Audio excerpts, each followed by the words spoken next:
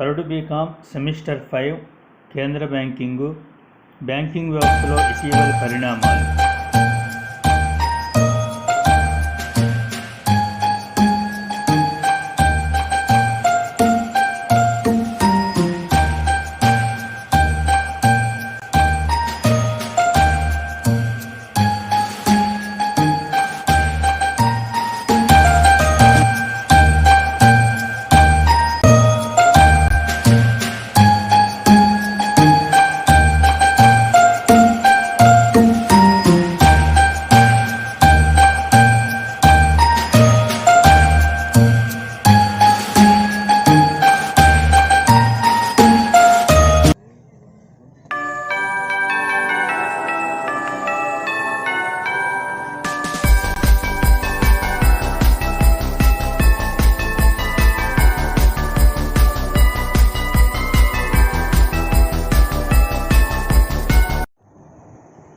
Dear students, how are you?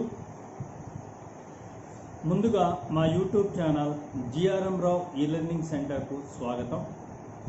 Dear students, ఈరోజు third BCom విద్యార్థులకి 5th సెమిస్టర్లో ఉన్న బ్యాంకింగ్ అండ్ ఫైనాన్షియల్ సర్వీసెస్ అనేటువంటి ఒక ఎలెక్టివ్ పేపర్ ఉంది. అందులోని సెంట్రల్ బ్యాంకింగ్ అనే సబ్జెక్ట్లోని ఒక టాపిక్తో మీ ముందుకు రావడం జరిగింది. డియర్ స్టూడెంట్స్, ఈరోజు మనం సెంట్రల్ బ్యాంకింగ్ అనే సబ్జెక్ట్లోని ఒక టాపిక్కు చర్చించుకోబోతున్నాం. ఆ టాపిక్ ఏంటంటే బ్యాంకింగ్ వ్యవస్థలో ఇటీవలి పరిణామాలు, recent trends in banking sector అనే టాపిక్ను మనం ఈరోజు చర్చించుకోబోతున్నాం. ఓకే స్టూడెంట్స్, క్లాసు స్టార్ట్ చేద్దామా?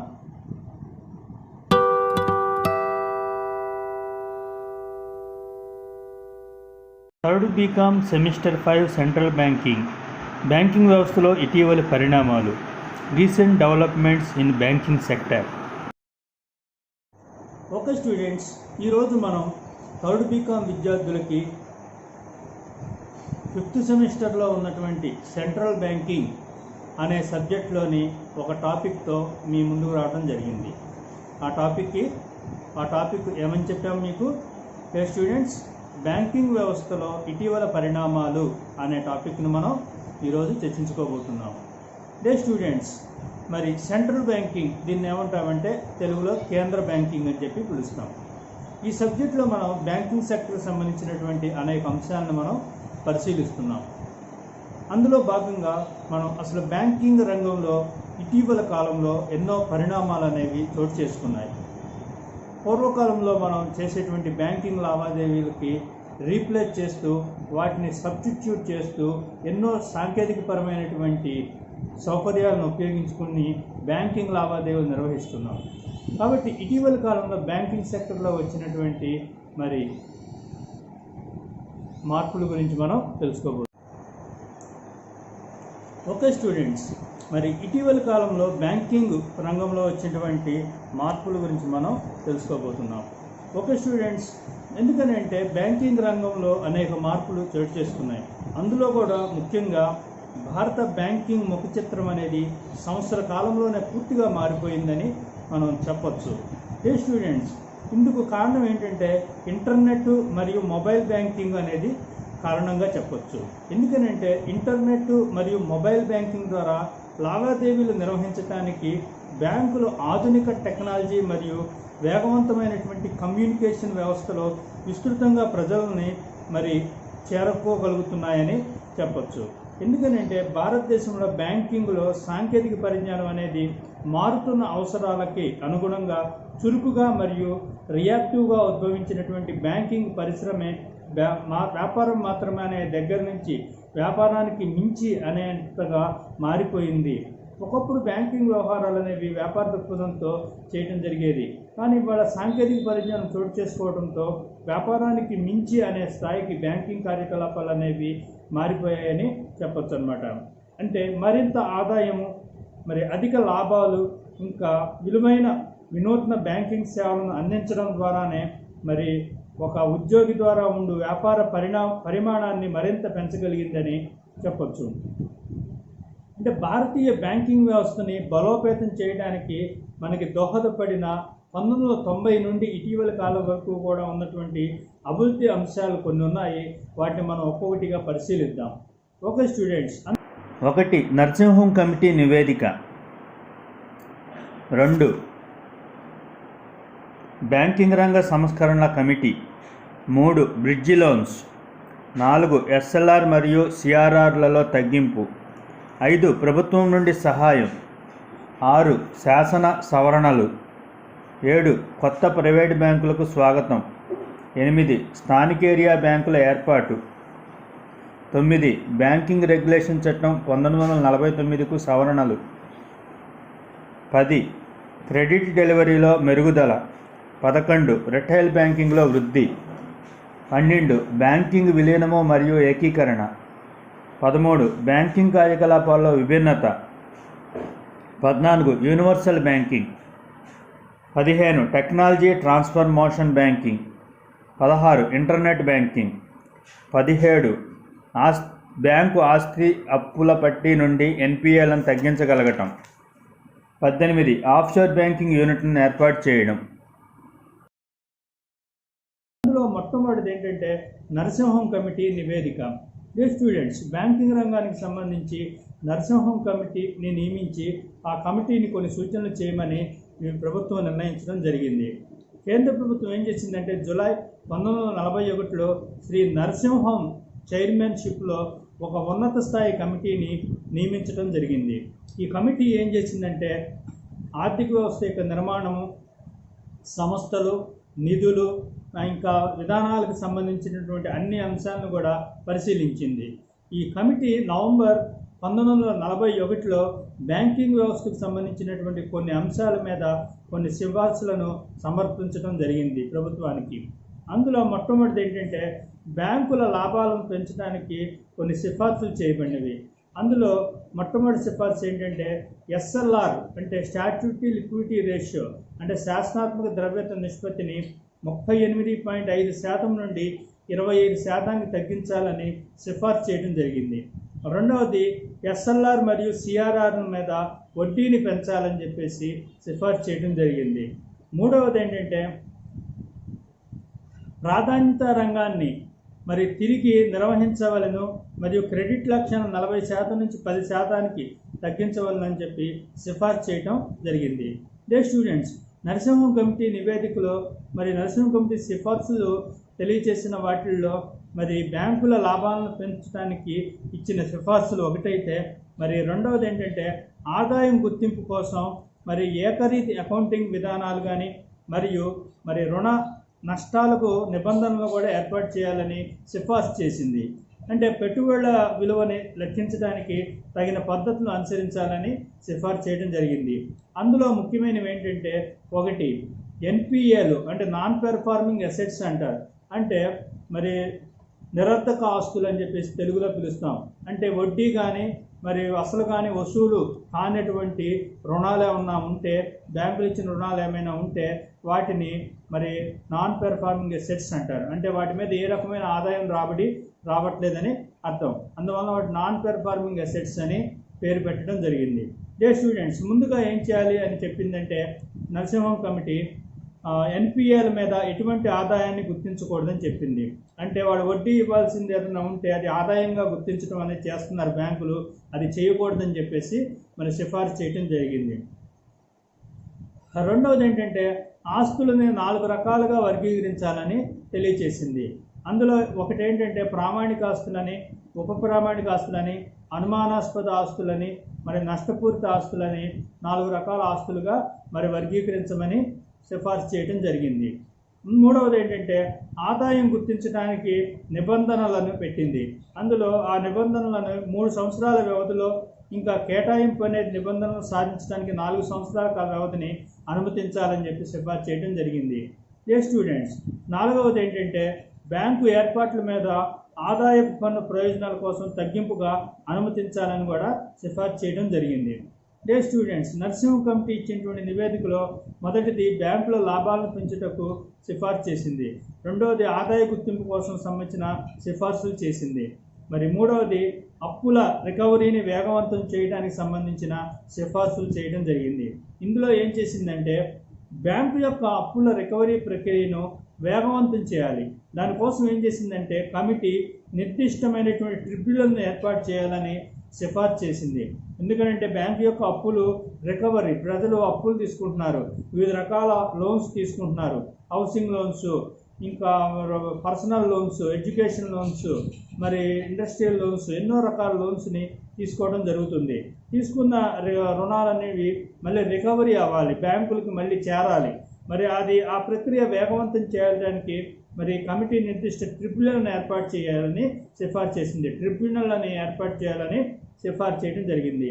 అంతేకాకుండా ఆస్తుల సంబంధించినటువంటి మరి పునర్నిర్మాణ ఫండ్ని ఏర్పాటు చేయడం కోసం ఒక కమిటీని కూడా సూచించింది.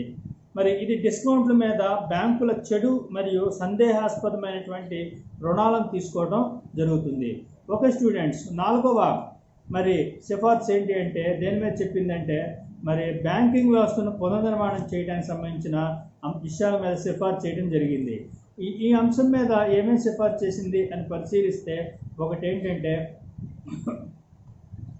బ్యాంకింగ్ వ్యవస్థ మరి విస్తృత నమూనాను అభివృద్ధి చేయడానికి మరి ఈ అంశాలను పరిశీలించాలని చెప్పింది. రెండవది ఏంటంటే ప్రపంచవ్యాప్తంగా 3 లేదా 4 పెద్ద బ్యాంకులు ఉండాలని చెప్పేసి తెలియజేసింది. మూడవది ఏంటంటే దేశవ్యాప్తంగా కలిగిన శాఖలలో 8 నుంచి 10 జాతీయ బ్యాంకులు సార్వత్రిక బ్యాంకింగ్లో నిమగ్నమయ్యాయని చెప్పేసి తెలియజేయడం జరిగింది. 4వది ఒక ప్రత్యేక ప్రాంతానికి మాత్రమే పరిమితమైన స్థానిక బ్యాంకులు ఉండాలని చెప్పేసి తెలియజేసింది.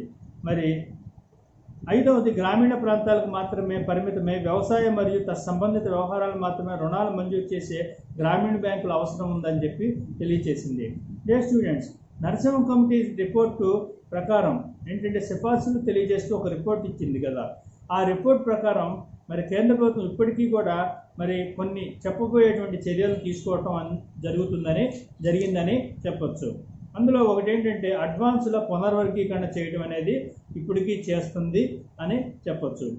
ఇంకా బ్యాంకింగ్ రెగ్యులేషన్స్ ఇంకా పర్యవేక్షణ పద్ధతుల మీద 1988లో ఒక కమిటీ మరియు international bank for settlement, IBS అంటాం, ఇంటర్నేషనల్ బ్యాంక్ ఫర్ సెటిల్మెంట్ అనేది 1988లో బాసెల్ ద్వారా ప్రవేశపెట్టినటువంటి క్యాపిటల్ అడిక్వసీ ప్రమాణాలను కూడా మరి ఇప్పుడు ప్రారంభించడం అనేది జరిగిందని చెప్పొచ్చు. డియర్ స్టూడెంట్స్, నరసింహం కమిటీ సిఫార్సుల తర్వాత రెండవది ఏంటంటే మరి ఈ యొక్క ఇటీవల పరిణామాలకు సంబంధించి రెండవది బ్యాంకింగ్ రంగ సంస్కరణల కమిటీ అనేది మరి రెండవ పరిణామంగా చెప్పొచ్చు. అదేంటంటే నరసింహం కమిటీ నివేదిక యొక్క సిఫార్సులు సమీక్షించి మరి ముందుకు సాగాలని శ్రీ నరసింహం అధ్యక్షతన బ్యాంకింగ్ రంగ సంస్కరణల కమిటీ అనే పేరుతో ఒక కమిటీని మరి డిసెంబర్ 1997లో ప్రభుత్వం నియమించడం జరిగింది. స్టూడెంట్స్, నరసింహం కమిటీ నివేదిక యొక్క సిఫార్సులు సమీక్షించి అందులో సిఫార్సులన్నింటినీ ఒకసారి విశ్లేషణ చేసి మరి ముందుకు సాగాలని చెప్పేసి ఈ నరసింహం అధ్యక్షతన మళ్ళీ బ్యాంకింగ్ రంగ సంస్కరణల కమిటీ అనే పేరుతో ఒక కమిటీని డిసెంబర్ 1997లో ప్రభుత్వం నియమించడం జరిగింది. మరి ఈ కమిటీ ఏప్రిల్ 1998లో తన నివేదికను సమర్పించడం జరిగింది.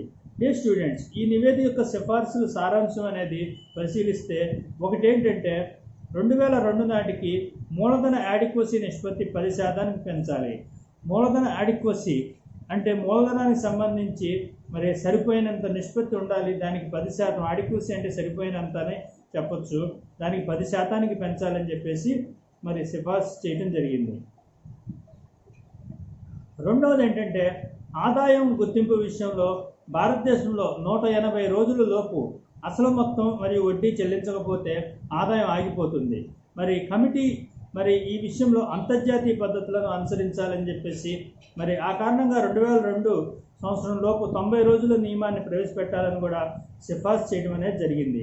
డియర్ స్టూడెంట్స్, మూడవ సిఫార్సు ఏంటంటే బ్యాంకింగ్ రంగ సంస్కరణ కమిటీ ఇచ్చినటువంటి మూడవ సిఫార్సు ఏంటంటే 1% సాధారణ సదుపాయం ప్రామాణిక ఆస్తుల మీద ఏర్పాటు చేయాలని తెలియజేయడం జరిగింది. డియర్ స్టూడెంట్స్, నాలుగవది ఏంటంటే ఇప్పటికీ ఉన్నటువంటి మరి ప్రభుత్వ హామీ పురోగాములకు ఆర్బీఐ అనేది ప్రభుత్వం మరియు బ్యాంకుల ఆ ఖాతాలలో అక్రమాలకు సంబంధించినటువంటి దశల తొలగింపు కోసం ఒక పద్ధతిని రూపొందించవచ్చని కూడా సిఫార్సు చేయడం జరిగింది. అంటే ప్రభుత్వ హామీ పురోగాములకు ప్రభుత్వం ఇచ్చిన హామీలని ముందుకు తీసుకెళ్లే విషయంలో కానీ ఆర్బీఐ ప్రభుత్వం మరియు బ్యాంకులు ఖాతాలలో జమ చేసే విషయాలు, జమ అయిన తర్వాత విషయాలు అక్రమాలకు సంబంధించి వివిధ రకాల దశలు జరుగుతున్నాయి, వాటి తొలగింపు కోసం ఒక పద్ధతిని రూపొందించాలని సిఫార్సు చేయడం జరిగింది. ఐదవది, ఆర్బీఐ మరి సమూహ సంస్థల బలాన్ని వెల్లడి చేయడానికి స్వతంత్ర సంస్థల ఆస్తిపల పట్టీతో పాటు సమూహానికి చెందినటువంటి ఏకీకృత ఆస్తిపల పట్టీ కూడా ప్రచురించమని నిర్దేశించాలి అని చెప్పేసి సిఫార్సు చేయడం జరిగింది. స్టూడెంట్స్, ఆరవది, కొన్ని ప్రత్యేక ఏర్పాట్లు చేసినందుకు గాను పన్ను తగ్గింపుల ప్రోత్సాహకాన్ని అందించడానికి కమిటీ సిఫార్సు చేయడం అనేది జరిగింది. ఏడవది ఏంటంటే బ్యాంకులు ద్రవ్యత్వం మరియు వడ్డీ రేట్లు రిస్కులను ఇంకా అసమానతలను తగ్గించడానికి ఆస్తి అప్పుల నిర్వహణ మీద అధిక ఏకాగ్రత చూపాలని కమిటీ సిఫార్సు చేయడం జరిగింది. స్టూడెంట్స్, ఎనిమిదవది ఏంటంటే మార్కెట్ ధర యొక్క హెచ్చుతగ్గులు, ఇంకా విదేశీ రేటు అస్థిరత మరియు వడ్డీ రేటు మార్పులకు గురయ్యేటువంటి ఆస్తి అప్పుల పట్టీ విషయంలో విలువ ఆధారిత రిస్క్ వంటి గణాంక రిస్క్ మేనేజ్మెంట్ పద్ధతులను తీసుకోవాలని మరి బ్యాంకులు ప్రోత్సహించబడాలని చెప్పి సిఫార్సు చేయడం జరిగింది. స్టూడెంట్స్, మరి ఇటీవల పరిణామాల్లో మనకి మూడవది మరి బ్రిడ్జ్ లోన్స్ అనేది మూడవ పరిణామంగా చెప్పొచ్చు. స్టూడెంట్స్, బ్రిడ్జ్ రుణాల మీద మార్పులు చోటు చేసుకోలేనటువంటి డిబెంచర్ల ఊహించగలిగే ఆదాయంపై మరి బాహ్య వాణిజ్య రుణాలు కానీ, ప్రపంచ ప్రత్యక్ష డిపాజిటరీ రసీదులు కానీ, మరి విదేశీ ప్రత్యక్ష పెట్టుబడుల స్వభావంపై నిధులను కానీ, మరి సాధారణ ఈక్విటీ ప్రవాహాలతో పాటుగా అప్పు తీసుకున్నటువంటి సంస్థ ఇప్పుడు చెప్పినటువంటి ఫండ్ల పెరుగుదలకు చేసినటువంటి ఏర్పాట్లకి బ్యాంకు సంతృప్తి చెందినట్లయితే అట్టి రుణ విస్తరణకు ఆర్బీఐ అనుమతి ఇచ్చే విధంగా పరిణామం చెందిందని చెప్పొచ్చు. స్టూడెంట్స్, నాలుగవ పరిణామం ఏంటంటే ఇటీవల వచ్చిన పరిణామంలో నాలుగవది ఎస్ఎల్ఆర్ మరియు సిఆర్ఆర్లో తగ్గింపుకు సంబంధించిన పరిణామంగా చెప్పొచ్చు. ఏంటంటే డిసెంబర్ 9, 1995 నుంచి ప్రస్తుత స్థాయి 14% నుంచి సిఆర్ఆర్ను 4 సంవత్సరాల కాల వ్యవధిలో 10% కంటే తక్కువ స్థాయికి మరియు ఎస్ఎల్ఆర్ను 3 సంవత్సరాల కాలంలోని వివిధ స్థాయిల్లో 38.5% నుంచి 25% తగ్గించవాలని ఆర్బీఐ నిర్ణయించడం అనేది జరిగింది. స్టూడెంట్స్, ఇటీవల వచ్చినటువంటి బ్యాంకింగ్ రంగంలోని పరిణామాలలో ఐదవది ప్రభుత్వం నుండి సహాయం. స్టూడెంట్స్, నరసింహం కమిటీ కొన్ని సిఫార్సులు చేసిందని చెప్పాం. ఆ సిఫార్సుల ప్రకారం మూలధన సంపూర్ణత నిబంధనలకు అనుగుణంగా కేంద్ర ప్రభుత్వం ఏం చేస్తుందంటే జాతీయ బ్యాంకులకు అవసరమైన మూలధనాన్ని సమకూర్చడం అనేది జరిగింది. స్టూడెంట్స్, ఆరవది బ్యాంకింగ్ రంగంలో వచ్చినటువంటి మరి పరిణామాల్లో ఆరవది ఏంటి అంటే శాసన సవరణలు. స్టూడెంట్స్, శాసన సవరణల్లో మనకి ఏమేమి జరిగాయి అని పరిశీలిస్తే ఇంకా వాటాలను కానీ బాండ్లను జారీ చేయడం ద్వారా సాధారణ ప్రజల నుంచి అదనపు మూలధనాన్ని బ్యాంకులు పెంచేందుకు కానీ ప్రభుత్వ రంగ కానీ ప్రైవేట్ రంగ బ్యాంకులు రెండింటికి సంబంధించిన శాసన సవరణలను పరిశీలించడం అనేది జరిగింది. మరి స్టేట్ బ్యాంక్ ఆఫ్ ఇండియా చట్టం 1955కి సవరణ చేయడం ద్వారా ఈ దశ అనేది ప్రారంభించబడిందని చెప్పొచ్చు. స్టూడెంట్స్, మరి ఈ సవరణ ఆర్డినెన్స్ అనేది బ్యాంకుల వాటాల విలువని 100 రూపాయల నుంచి 10 రూపాయలు తగ్గించడం జరిగింది. ఈ సవరణలో భాగంగా మరి వ్యక్తిగత హోల్డింగ్లు అంటే వ్యక్తిగతంగా వాటాలను కలిగి ఉండటానికి సంబంధించి హోల్డింగ్ అంటే కలిగి ఉండటం, మరి 200 వాటాల పరిమితిని తొలగించటం, ఇంకా ఓటింగ్ హక్కులు 1% నుంచి 10% పరిమితిని తగ్గించడం ద్వారా మరి భారతీయ స్టేట్ బ్యాంక్ ఇప్పటికీ విజయవంతమైందని కూడా చెప్పొచ్చు. అలాంటి ప్రజా సంస్కరణలను ఎస్బీఐ చేసిందని చెప్పొచ్చు. మరియు ఇంకా ఏంటంటే ఈక్విటీ వాటాల జారీ ద్వారా డిసెంబర్ 1993 నాటికి భారతీయ స్టేట్ బ్యాంకు ఇప్పటికే విజయవంతంగా 2200 కోట్లను సేకరించడం కూడా జరిగింది. అదేవిధంగా మనం పరిశీలిస్తే జనవరి 1994లో బాండ్ల జారీ ద్వారా ప్రజల నుంచి మరో 1000 కోట్లు సేకరించడం జరిగింది. స్టూడెంట్స్, ఇక్కడ మూలధన మార్కెట్ను బలోపేతం చేయాలి. అందుకోసం మూలధన సంపూర్ణత నిబంధనలను చేరుకునేందుకు మరి జాతీయ బ్యాంకులను అందుకు తగిన విధంగా చేయడానికి కోసం అని చెప్పేసి జూలై 15, 1994 నుండి బ్యాంకింగ్ కంపెనీల చట్టం 1970, 1980లను ఇప్పటికే సవరించడం జరిగిందని చెప్పొచ్చు. డే స్టూడెంట్స్, 7వది ఏంటంటే కొత్త ప్రైవేటు బ్యాంకులకి స్వాగతం తెలియచేయడం. 7వ మరి బ్యాంకింగ్ రంగ సంస్థ వచ్చినటువంటి ఇటీవల పరిణామాలలో 7వది కొత్త ప్రైవేటు బ్యాంకులకి స్వాగతం తెలియచేయడం. డే స్టూడెంట్స్, 1969లో పరిశీలిస్తే 14 ప్రధాన బ్యాంకులు జాతీయకరణ చేయడం జరిగింది. అలా జాతీయకరణ చేసిన తర్వాత దాదాపు 2 దశాబ్దాలుగా ప్రైవేట్ రంగంలో ఎటువంటి బ్యాంకులు ఏర్పాటు చేయబడలేదు. మరి నరసింహం కమిటీ సిఫార్సుల ఆధారంగా చేసుకొని రిజర్వ్ బ్యాంక్ ఆఫ్ ఇండియా చివరకు ప్రైవేట్ బ్యాంకుల ఏర్పాటుకు అనుమతి ఇవ్వాలని నిర్ణయించడం జరిగింది. దానికి సంబంధించినటువంటి మార్గదర్శకాలని రిజర్వ్ బ్యాంకు జనవరి 22, 1993న జారీ చేయడం జరిగింది. మరియు 2001 జనవరిలో సవరణలు కూడా జరిగాయి. డియర్ స్టూడెంట్స్, బ్యాంకింగ్ రంగానికి సంబంధించిన మరి పరిణామాలలో ఇటీవల వచ్చిన పరిణామాలలో 8వ పరిణామం ఏంటంటే స్థానిక ఏరియా బ్యాంకుల ఏర్పాటుకు సంబంధించినటువంటి మార్పులు ఏంటో పరిశీలిద్దాం.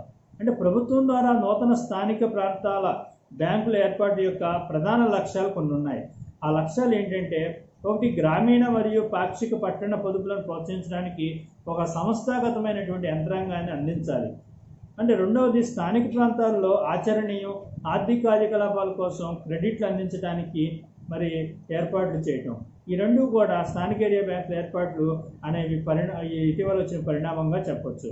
అంతేకాకుండా ఈ బ్యాంకులు వ్యక్తులు, కంపెనీలు, ట్రస్టులు, ఇంకా సొసైటీల ద్వారా ప్రైవేట్ రంగంలో ప్రమోట్ చేయబడినటువంటి పబ్లిక్ లిమిటెడ్ కంపెనీలుగా కూడా స్థాపించబడతాయి. ఓకే స్టూడెంట్స్, మరి ప్రమోట్ చేయబడినటువంటి మరి వారి పెట్టుబడి 2 కోట్లతో పాటుగా ఈ బ్యాంకు యొక్క కనీస చెల్లించిన మూలధనం 5 కోట్ల రూపాయలు ఉంటుంది. మరి ఈ బ్యాంకులు జిల్లా పట్టణాల్లో ఏర్పాటు చేయబడి వారి కార్యకలాపాల పరిధి భౌగోళికంగా 3 సమీప జిల్లాలకు పరిమితం అవుతుందని చెప్పచ్చు. డే స్టూడెంట్స్, మరి 9వ ఇటీవల వచ్చినటువంటి పరిణామాల్లో బ్యాంకింగ్ రంగంలో ఇటీవల వచ్చిన పరిణామాల్లో 9వది ఏంటంటే బ్యాంకింగ్ రెగ్యులేషన్ చట్టం 1949కి సవరణలు. ఓకే స్టూడెంట్స్, బ్యాంకింగ్ రెగ్యులేషన్ చట్టం 1949 ఏర్పడింది. మరి ఈ చట్టాన్ని సవరించడానికి భారతదేశ అధ్యక్షుడు జనవరి 31, 1994న బ్యాంకింగ్ రెగ్యులేషన్ సవరణ ఆర్డినెన్స్ని మరి 1994న ప్రకటించడం జరిగింది. ఈ ఆర్డినెన్స్ ఇప్పుడు ఒక చట్టంగా కూడా మార్పు చెందడం జరిగింది. దీనికి 2 ప్రాథమిక లక్షణాలు ఉంటాయి ఈ చట్టానికి. స్టూడెంట్స్, అందులో ఒకటి ఏంటంటే చైర్మన్ యొక్క నియామకం. అంటే బ్యాంకింగ్ కంపెనీ తన డైరెక్టర్లో ఒకరిని పూర్తి సమయం కానీ లేదా పార్ట్ టైం చైర్మన్గా నియమించడం జరుగుతుంది. మరి మొత్తం సమయ నియామకంలో అతను బ్యాంకింగ్ సంస్థ యొక్క వ్యవహారాల మొత్తం నిర్వహణ కూడా అప్పగించడం జరుగుతుంది. అతను పార్ట్ టైం చైర్మన్గా నియమించారనుకోండి, బ్యాంకింగ్ సంస్థ యొక్క నిర్వహణని మేనేజింగ్ డైరెక్టర్గా అప్పగించడం జరుగుతుంది. మరి 2వ లక్షణం ఏంటంటే ఓటింగ్ హక్కులు. ఏదైనా వాటాదారు యొక్క ఓటు హక్కులు అనేవి బ్యాంకింగ్ సంస్థ యొక్క అన్ని వాటాదారుల మొత్తం ఓటింగ్ హక్కుల్లో 10%, అంటే 1% నుండి మరి పెరుగుతుంది. అయితే 10%కి మించకుండా పెరుగుతుంది.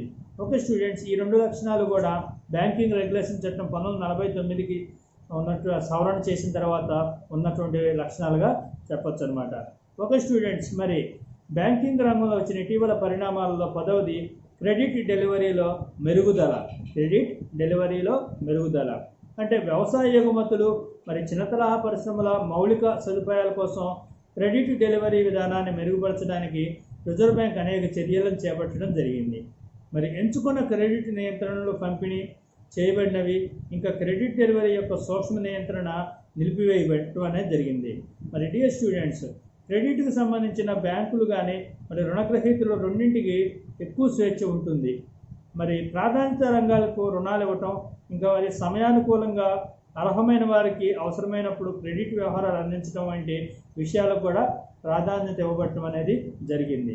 ఏ స్టూడెంట్స్, 11వది రిటైల్ బ్యాంకింగ్లో వృద్ధి.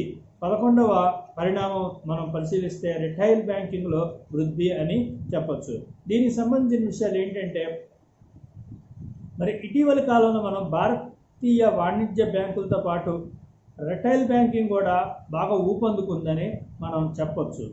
అంటే రిటైల్ బ్యాంకింగ్ అనేది వ్యక్తుల నుండి డిపాజిట్లను అంగీకరించడం, వ్యక్తుల చేత చెక్కుల ద్వారా మరియు ఇతర విధానాల ద్వారా అయినటువంటి నగదు డ్రా చేయటం, మరి క్రెడిట్ కార్డుల జారీ, ఖాతాదారులకు క్రెడిట్ జారీ చేయటం, ప్రత్యేకించి మనం గృహ రుణాలు, మరి కార్ లోన్లు మొదలైనటువంటి అవసరాలు తీర్చడానికి చెంది ఉంటుందని చెప్పచ్చు. మరి భారతదేశంలో ఈ మధ్యకాలంలో రిటైల్ ఎండింగ్ అనేది మరి లాభార్జన కారకంగా బ్యాంకులకు ఉందని కూడా చెప్పచ్చు.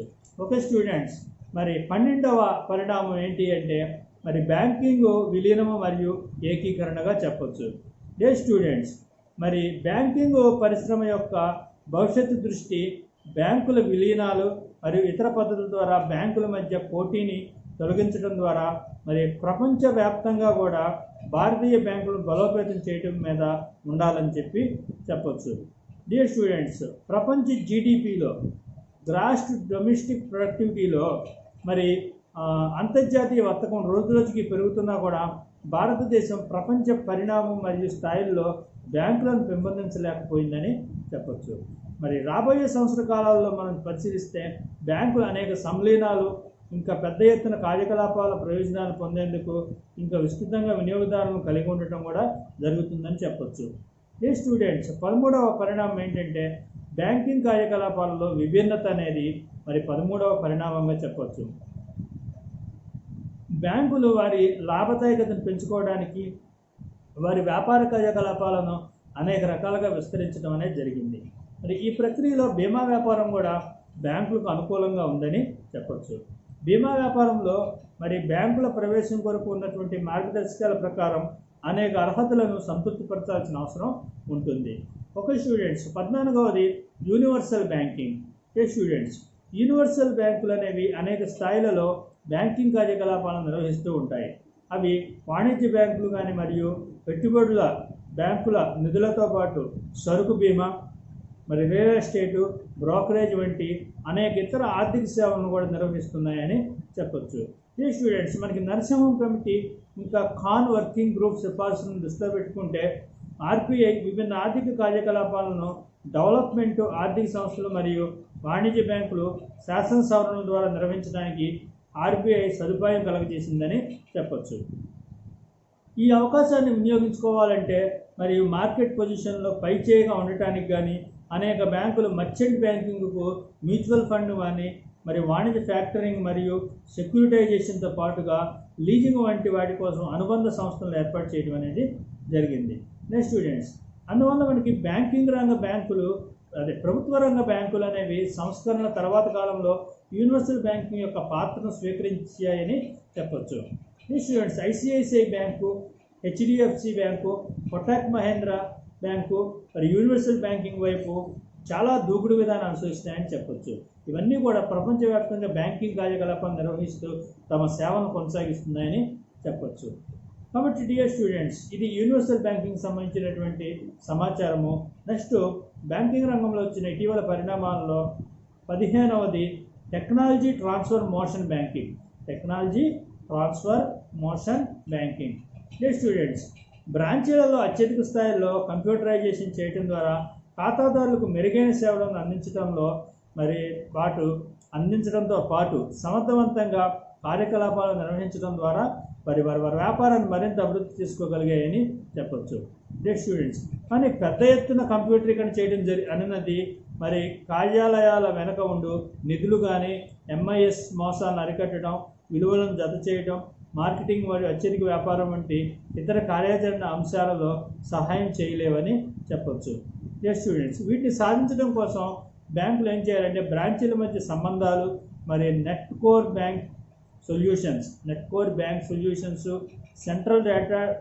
సెంట్రల్ డేటా డిపాజిటరీ స్థాపించడం, ఎంఐఎస్ను రూపొందించడం, మోసాలను అరికట్టడం, విలువైన ఉత్పత్తులను అభివృద్ధి చేయడం, లావాదేవీల ఖర్చులను తగ్గించడం, ఇంకా క్రాస్ అమ్మకము, కస్టమర్ రిలేషన్షిప్ మేనేజ్మెంట్ అంటే సిఆర్ఎం అంటారు దీన్ని. అటువంటి వాటి కోసం నూతన చొరవలను చేపట్టడం కోసం బ్యాంకులు ఇప్పుడు కూడా మరలా 2వ దశలోకి ప్రవేశించడం కూడా జరిగిందని చెప్పొచ్చు. డియర్ స్టూడెంట్స్, భారతదేశంలోని అన్ని ప్రధాన బ్యాంకులు కూడా 2005 ఆర్థిక సంవత్సరం చివరకు వారి కోర్ బ్యాంకింగ్ పాత్రలను పూర్తిగా చేయడానికి ఉద్దేశించబడినాయని చెప్పొచ్చు. స్టూడెంట్స్ 16వది మరి బ్యాంకింగ్ రంగ పరిణామాల్లో 16వది ఇంటర్నెట్ బ్యాంకింగ్. స్టూడెంట్స్ ఐటీ యొక్క పెరుగుతున్న ప్రాముఖ్యత దృష్టిలో పెట్టుకుంటే లేదా భవిష్యత్ బ్యాంకింగ్ ఖచ్చితంగా హైటెక్ అవుతుందని చెప్పొచ్చు. స్టూడెంట్స్ బ్యాంకులు మరి అన్ని వారి మానవ వనరులను ఇంకా మరి యంత్రాలను ఈ దిశగా ముందుకు సాగే విధంగా అమర్చుకుంటున్నాయని చెప్పొచ్చు. స్టూడెంట్స్ రేసులో కొత్త తరం ప్రైవేటు మరియు విదేశీ బ్యాంకులు ముందున్నాయి. స్టూడెంట్స్ కోర్ బ్యాంకింగ్ సొల్యూషన్స్తో పాటుగా ఏటీఎం, నెట్ బ్యాంకింగ్ మరియు ప్లాస్టిక్ మనీ వంటి కొత్త కోణాలు మరి డిజిటలైజ్డ్ విధానాలకు జోడించబడుతున్నాయని కూడా చెప్పొచ్చు. స్టూడెంట్స్ స్వయం నిర్వహణ మరి వెండింగ్ యంత్రాలు మరి నగదు డిపాజిట్ యంత్రాలు, మొబైల్ బ్యాంకింగ్ ఇప్పటికీ కూడా శాఖల సిబ్బందికి ప్రయోజనాలు అందిస్తున్నాయని చెప్పొచ్చు. స్టూడెంట్స్ బ్రాంచీలకు వెళ్లకుండానే బ్రాంచ్ సిబ్బంది సహాయం లేకుండానే ఖాతాదారులు స్వయంగా వారి బ్యాంకింగ్ కార్యకలాపాలను కూడా చేసుకోగలుగుతున్నారు. అది ఎందువల్ల అంటే ఇంటర్నెట్ బ్యాంకింగ్ వల్ల సాధ్యపడిందని చెప్పొచ్చు. ఇంటర్నెట్ బ్యాంకింగ్ యొక్క అతిపెద్ద ప్రయోజనం ఏంటంటే ప్రక్రియ ప్రవాహం సజావుగా, క్రమబద్ధంగా, పారదర్శకంగా మరియు తక్కువ సమయంలో లావాదేవీలను పూర్తి చేయగలుగుతారని చెప్పొచ్చు. స్టూడెంట్స్ ఇది బ్యాంకులకు సమయాన్ని ఇంకా వ్యయాన్ని రెండింటినీ ఆదా చేస్తుంది. మరి బ్యాంకు సిబ్బంది వారి విలువైన సమయాన్ని కన్సల్టెన్సీ మరి క్రాస్ అమ్మకాల సంబంధాలు మెరుగుపరుచుకోవడం ఇంకా రికవరీ వంటి ఇతర సేవలకి కేటాయించగలుగుతారు. స్టూడెంట్స్ ఇది ఇటీవల వచ్చిన పరిణామాల్లో ఇంటర్నెట్ బ్యాంకింగ్ సంబంధించినటువంటి మరి విలువైన సమాచారం ఇది. 17వది మరి బ్యాంకు ఆస్తిపుల పట్టీ నుండి ఎన్పిఏలను తగ్గించగలగటం. బ్యాంకు ఆస్తిపుల పట్టీ నుండి ఎన్పిఏలు నాన్ పెర్ఫార్మింగ్ అసెట్స్ని తగ్గించగలగటం. నాన్ పెర్ఫార్మింగ్ అసెట్స్ అంటే నిరర్ధక ఆస్తులు, అంటే బ్యాంకులకి ఆదాయం ఏమి తీసుకురాని మరి రుణాలని నిరర్ధక ఆస్తులుగా చెప్తాం. స్టూడెంట్స్ బ్యాంకు యొక్క ఆస్తుల పట్టీలో పెర్ఫార్మెన్స్ సరిగ్గా లేని ఆస్తులను తగ్గించడానికి ఆర్బీఐ అనేక చర్యలు చేపట్టింది. అందులో ఒకటి ఏంటంటే ఒకేసారి సెటిల్ చేసుకోవడం లేదా రాజీ పథకం. అంటే ఎన్పిఏల విషయంలో ఆర్బీఐ ఒకేసారి సెటిల్మెంట్ లేదా రాజీకి రావడానికి సంబంధించి భారతదేశ ప్రభుత్వంతో సంప్రదించిన అనంతరం మార్గదర్శకాలను రూపొందించడం జరిగింది. రెండవది ఏంటంటే లోక్ అదాలత్లు, అంటే చట్టపరమైన సేవలు అథారిటీ చట్టం 1987 ద్వారా లోక్ అదాలత్లకి న్యాయపరమైన హోదాను ప్రదానం చేయడం జరిగింది. అంటే ఆర్బీఐ లోక్ అదాలత్లను ఎక్కువగా ఉపయోగించడం కోసం వాణిజ్య బ్యాంకులు కానీ మరియు ఆర్థిక సంస్థలకు సలహాలనిచ్చే మార్గదర్శకాలని రూపొందించడం జరిగింది. స్టూడెంట్స్ సి పాయింట్ ఏంటంటే రుణ రికవరీ ట్రిబ్యునల్స్, అంటే బ్యాంకులు మరియు ఆర్థిక సంస్థల వలన అప్పుల రికవరీ 1993లో అమల్లోకి రావడం జరిగింది. తద్వారా ఏం జరిగిందంటే తీర్పు జరిపిన తీర్మానాలు కానీ మరి బ్యాంకులు మరియు ఆర్థిక సంస్థల కారణంగా అప్పులు తిరిగి పొందడం, అందుకోసం అనుసంధానించబడినటువంటి విషయాల కోసం ట్రిబ్యునల్స్ని ఏర్పాటు చేయాలని తెలియజేయడం జరిగింది. స్టూడెంట్స్ మరి డి పాయింట్ ఏంటంటే ఇందులో సెక్యూరిటైజేషన్ మరియు పునర్నిర్మాణం భద్రతా వడ్డీ చట్టం 2002, సెక్యూరిటైజేషన్ మరియు పునర్నిర్మాణం భద్రతా వడ్డీ చట్టం 2002. మరి ఈ చట్టం ఏంటంటే కోర్టులు కానీ ట్రిబ్యునల్స్ జోక్యం లేకుండా చెల్లింపులను గుర్తించడం కోసం, భద్రతా ప్రయోజనాల అమలు కోసం ఈ చట్టం అందిస్తుందని చెప్పొచ్చు. స్టూడెంట్స్ బ్యాంకింగ్ రంగంలో వచ్చిన ఇటీవల పరిణామాల్లో మరి చివరిది 18వది మరి ఆఫ్షోర్ బ్యాంకింగ్ యూనిట్లను ఏర్పాటు చేయడం. స్టూడెంట్స్ ఆఫ్షోర్ బ్యాంకింగ్ అంటే మీకు క్రితం క్లాసులో తెలియజేసాము. బ్యాంకింగ్ కార్యకలాపాలను దేశంలోనే కాకుండా విదేశాల నుంచి కూడా డిపాజిట్ల సేకరణ, రుణాలు మంజూరీ అనేది జరిగితే దాన్ని ఆఫ్షోర్ బ్యాంకింగ్ అంటారు. స్టూడెంట్స్ భారత ప్రభుత్వం యొక్క ఎగ్జిమ్ విధానం 2002-2007లో ప్రకటించిన తర్వాత రిజర్వ్ బ్యాంకు మరి 2002 నవంబర్లో మార్గదర్శకాలు జారీ చేయడం జరిగింది. అవేంటంటే భారతదేశంలో ఉన్న భారతీయ బ్యాంకుల, విదేశీ బ్యాంకుల ప్రత్యేక ఎకనామిక్ జోన్లలో మరి ఆఫ్షోర్ బ్యాంకింగ్ యూనిట్ని ఏర్పాటు చేయడానికి అనుమతినివ్వడం అనేది జరుగుతుంది. సెజ్లు అంటాం దీన్ని, స్పెషల్ ఎకనామిక్ జోన్స్ అంటాం, మరి ప్రత్యేక మరి ఆర్థిక జోన్లుగా చెప్పొచ్చు. ఓకే స్టూడెంట్స్, ఈరోజు క్లాస్లో మనం మరి బ్యాంకింగ్ రంగంలో వచ్చినటువంటి ఇటీవల పరిణామాల గురించి క్షుణ్ణంగా తెలుసుకుందాం. మరి మా తదుపరి క్లాస్లో తదుపరి టాపిక్తో ముందుకు రావడం జరుగుతుంది. Thank you very much.